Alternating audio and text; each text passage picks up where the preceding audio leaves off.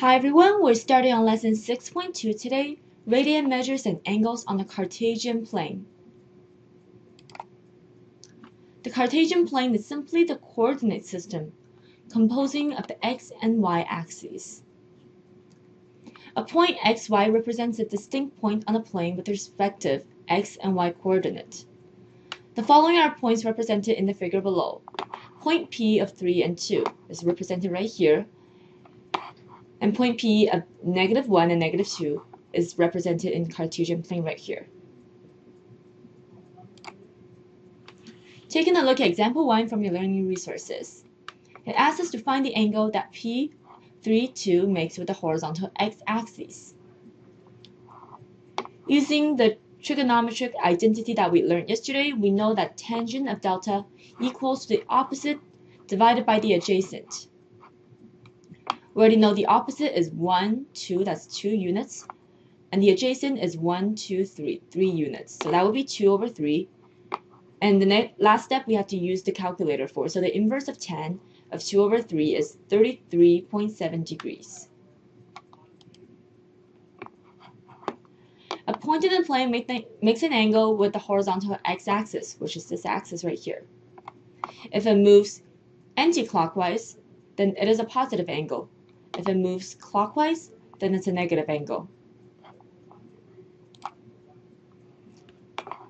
Example 2 asks us if a point P2A makes an angle of 63 with the horizontal x-axis. Find the value of A.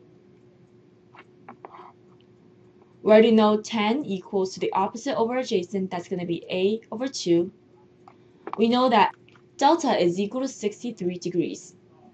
So we use our calculator and we calculate tan times 10 of 63 degrees, and then we use 2 to time by that number. We get a total of 3.925 for A. The unit circles a circle whose center is positioned at the point P equals 0, 0, and radius equals to 1. Imagine the unit circle illustrated here, whose point xy is free to move along the circumference. As the P moves, the angle moves accordingly. The angle changes according to the point P.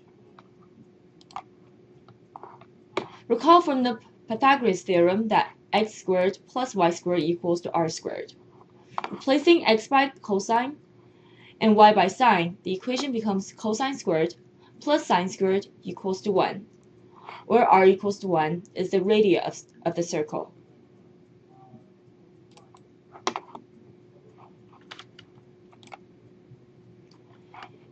If sine 30 degrees equals to 1 over 2, find the value of cosine 30 degrees.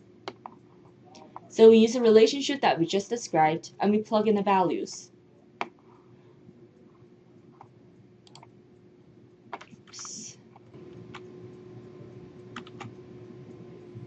So cos 30 will equals to the square root of 3 over 2. And that's the end of this lecture. Thank you guys for watching, and I'll see you guys next time.